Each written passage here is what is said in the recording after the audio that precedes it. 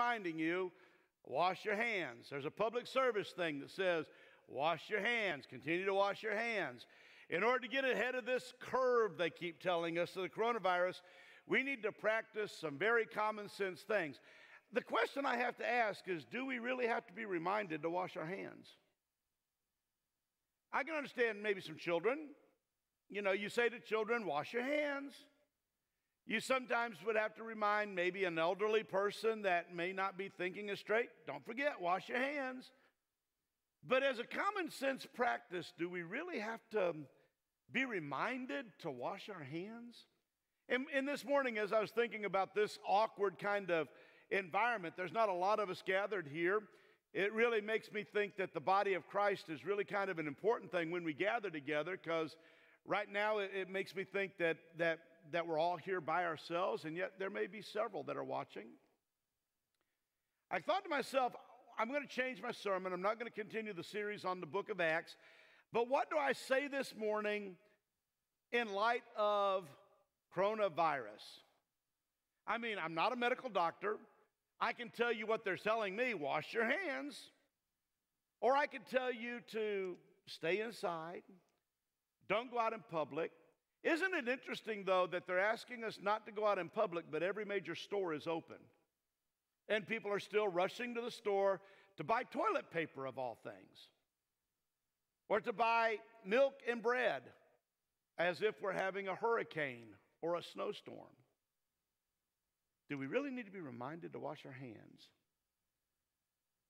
The Vienna General Hospital noticed in 1846 that the mortality rate of new births in their hospital was 5 times higher than parents who were having their babies at home.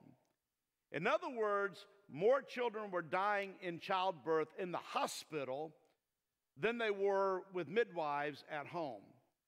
One of the attending doctors there, Dr. Philip Semmelweis, began to wonder why that would be so.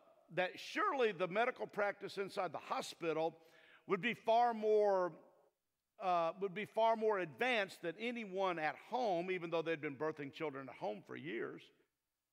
What would cause the death rate to be higher in a hospital than in home births? And so he began to observe those obstetricians that were delivering babies in the hospital and found out that many of them were leaving the morgue after practicing on cadavers and going straight into delivery rooms and delivering babies without washing their hands. Everybody here just went, yeah. It does sound gross, doesn't it? But at that time, nobody knew. Nobody knew about germs that were on the hands and that you could move it from a dead body to a live baby and maybe cause that baby to have germs or cause that baby to literally die at childbirth. And yet it was a common practice. And Dr. Philip Semmelweis began to say to the doctors in the hospital, it would be wise, I think, I have no medical science to back this up, but it seems to me like if you'd wash your hands before delivering a baby, we might be more successful with live births. And so the tending doctors at Vienna General Hospital got together and they discussed Dr. Philip Semmelweis' suggestion and concluded that he was stupid, and so they fired him. So sometimes reminding people of washing their hands does not necessarily mean that you're getting through. It doesn't necessarily mean that they're going to believe that that could cause germs to spread. Sometimes people are going to do whatever people choose to do.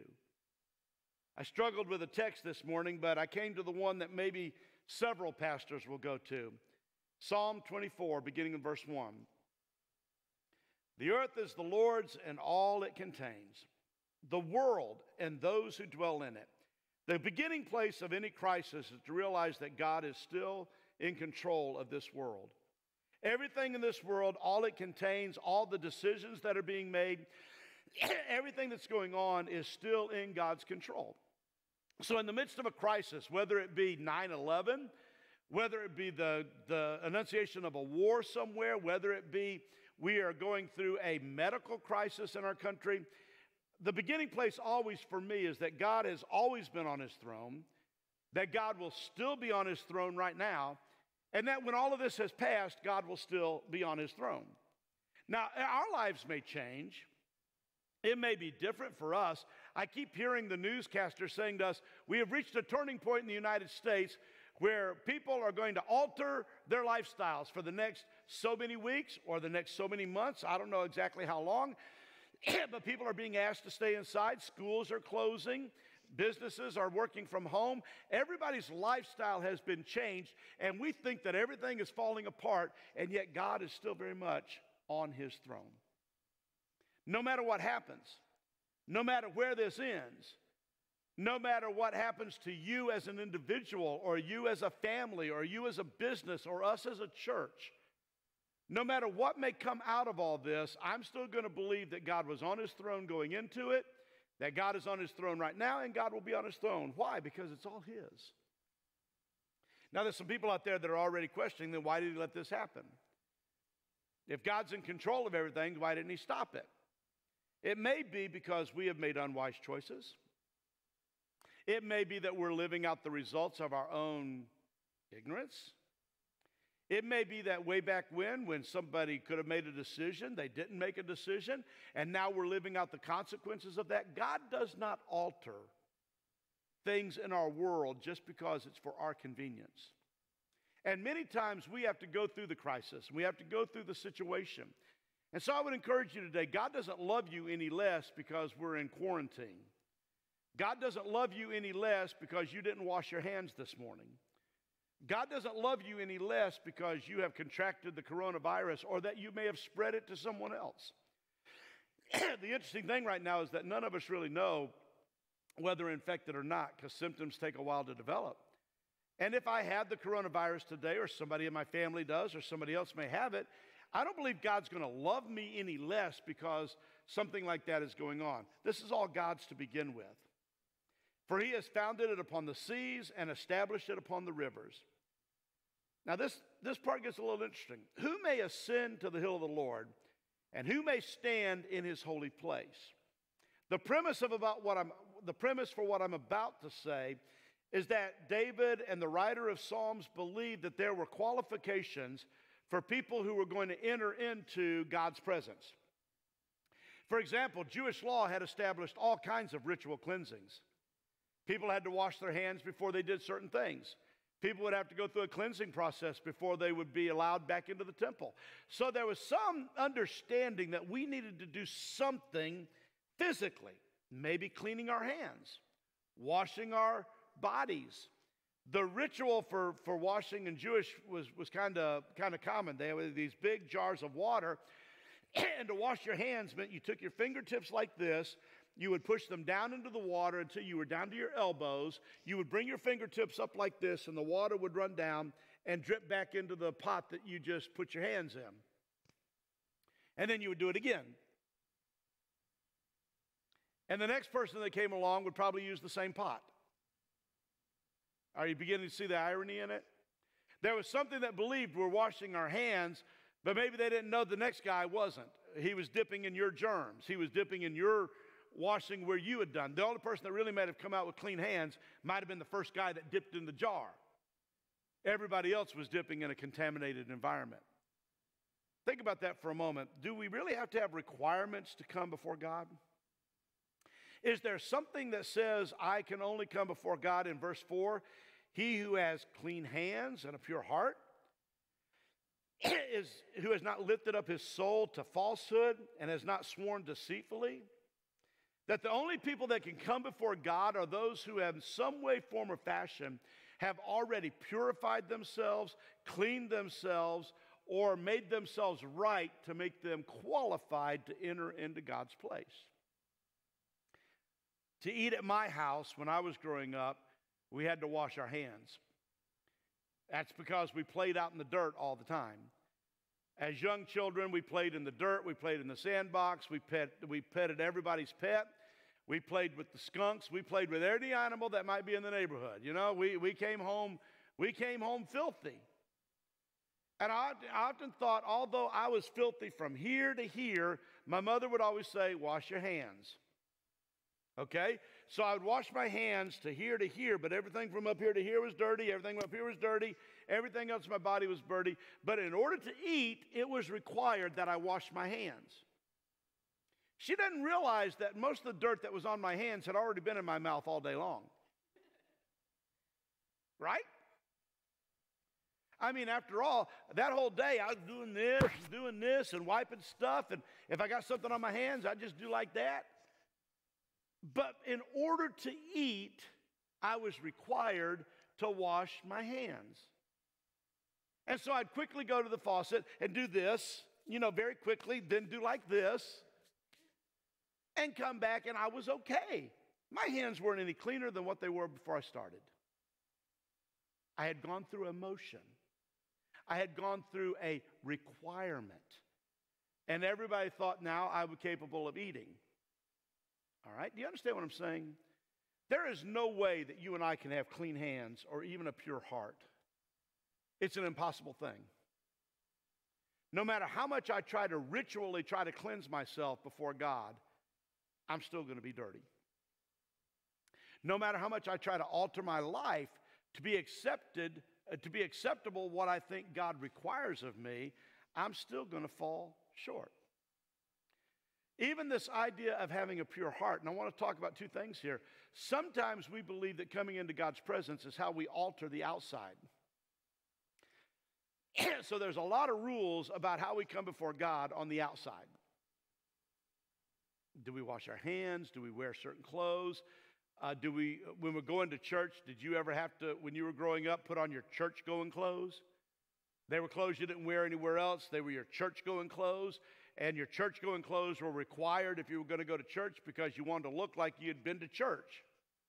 You wanted to look like you were going to church. You were putting on your, as my mom and dad used to say, put on your best to come into the presence of God. But what if God's present outside? What if God's present at my house? What if God sees me running around in my underwear? What if God sees me in my dirtiest of moments? Does God just turn away because I'm dirty? Does God turn away because I don't have clean hands? Does God turn away from me because I don't have my church-going clothes on? It's somewhat of a good goal, but it's an impossible goal. There's no way that we will ever be able to clean up the outside enough that we would be accepted into the presence of a holy God.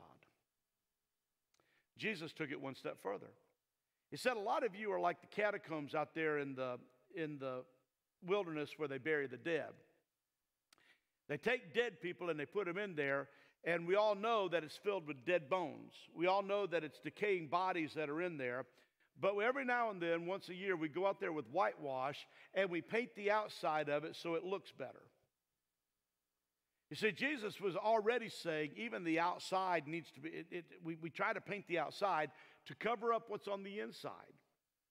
But once you get into the inside, it's still nothing more than old, dead bones. He was saying to us, as much as you think that you might cleanse the outside, as much as we might believe that we're holy or that we're raising clean hands, and I know the Bible tells us a lot of places about lifting our holy hands, our clean hands, our righteous hands. The reality is they're not. It's what we've attempted to do on the outside to make ourselves feel like we're comfortable in the presence of God. But what if God could look past the hands? My younger days growing up, we had a bathtub. Didn't have a shower in the house that we lived, but we had a bathtub, big, deep bathtub. And taking a bath was always a fun experience. You could take a bath, play with toys, squirt things on the wall. There was all this stuff that was there to entertain. But at some point, there was the necessity to wash. Okay? And for some reason, most children leave one particular area unwashed. Behind your ears. I don't know why behind the ears were so important. Nobody sees that. I don't use my ears to eat with.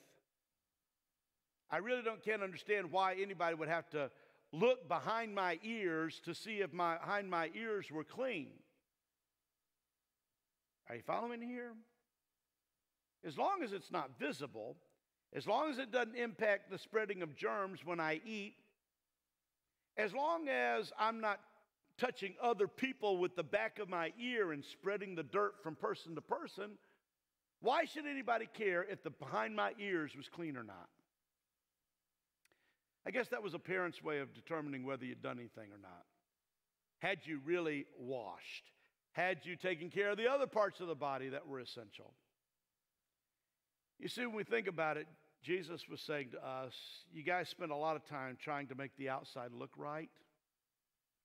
You spend a lot of time washing your hands, a lot of time doing these rituals, but the reality is, unless you had a pure heart, it really is not going to matter before God. And who among us can have a pure heart? Somewhere out there, there's something called COVID-19 virus. I don't know what it looks like. I've never really seen it. I know it's out there because they tell me it's out there. I know it's out there because people are going to the hospital sick. And when they test them, they say, you have COVID-19 coronavirus. Even some people with complications have died because that virus was in their body. On the outside, they may have looked clean. They may have gone through all kinds of washing. They may have even washed their hands every day. And yet somewhere internally, a virus began to take its toll and the body responded in a negative way. It's the same thing spiritually. If I spend all of my time trying to make my outside look like I'm a Christian, or making my outside look like I'm acceptable to God, or even to the place where I wash my hands and lift them up to a holy God, and I believe I'm lifting up clean hands, Lord, the reality is that my heart may be impure. And most of us can't look that deep into another person's lives. So it's real easy to take an impure heart and kind of keep it covered up, maybe even by a clean outside. And yet, what was the psalmist saying to us? Now, here's the catch for all of it. I'm going to make a statement that probably disagreed. Some of my fellow pastors may disagree with me. But I'm going to say to you, it is impossible to have clean hands.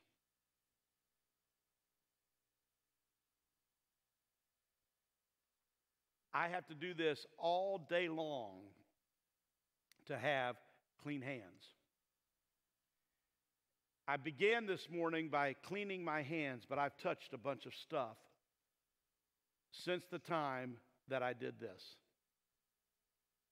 I'm under the impression that I have clean hands because I've done this. But the reality is, I don't know. I don't know who sat on this, but whoever sat on it, I may now have their germs. I don't know what John sprayed all over this when he was singing. I saw some stuff coming out of his mouth. You know, and so I don't know. I may be getting the coronavirus right now because he spit all over this stuff up here. And when he comes up after me, he knows good and well I've coughed on it at least once. You all know that. I cough every Sunday. I have to tell you something, folks. I was in a restaurant this week and I coughed and the place went silent and everybody started staring at me. I thought, oh my God, they're going to stone me right here in the middle of this restaurant because I coughed. We all know people do that. The moment that I did this, my hands started getting dirty again. Are you following me here? It's impossible unless David had some hand sanitizer sitting next to him when he entered into the presence of God. It was impossible for him to have clean hands. And the moment he did this, they started getting dirty again.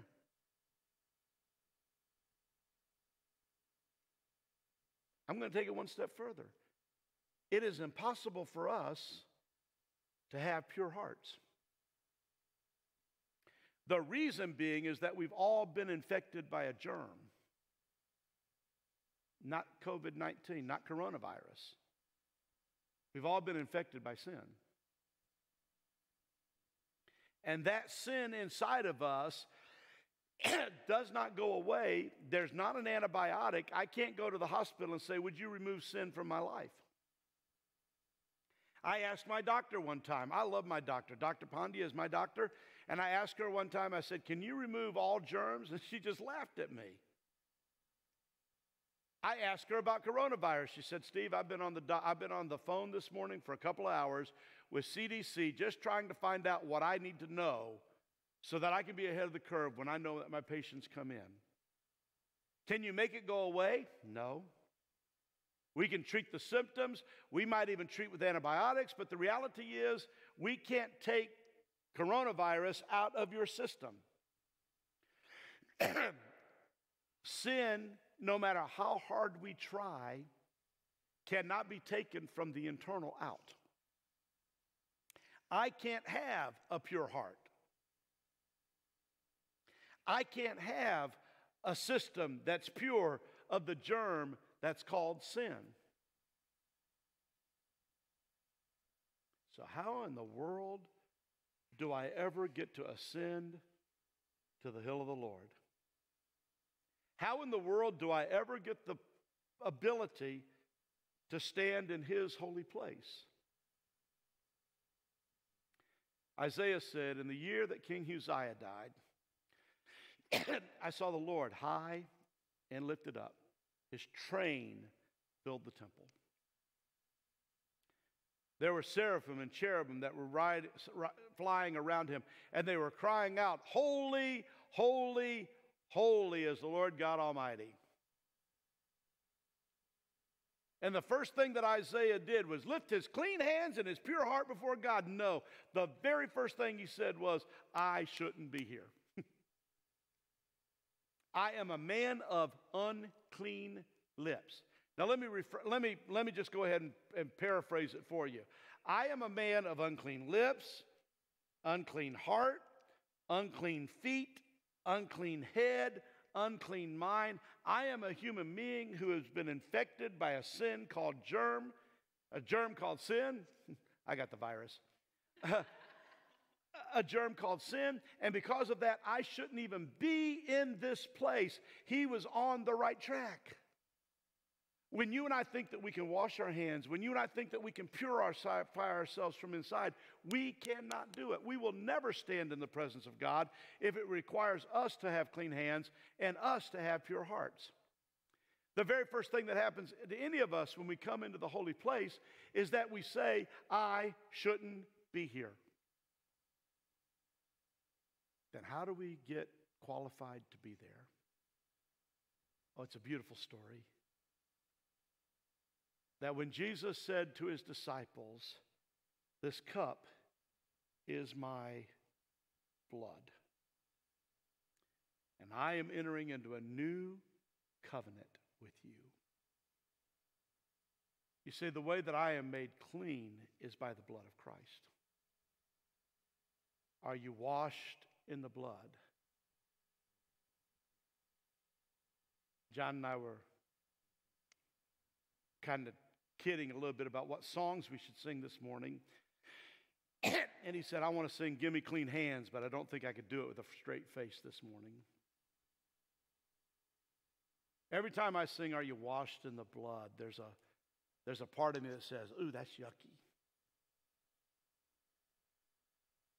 But it's reality. That the way that I'm capable of standing before God is not because I'm pure, not because I've washed my hands, not because I've done all the right things. It's because I've been covered by the blood. And that what God sees is no longer my faults and no longer my sin. I wish that being covered by the blood means the sin has been removed, but it hasn't. It says it's been covered. It's been washed. It's been covered up so that God doesn't see it. And when God sees the blood, He passes over me.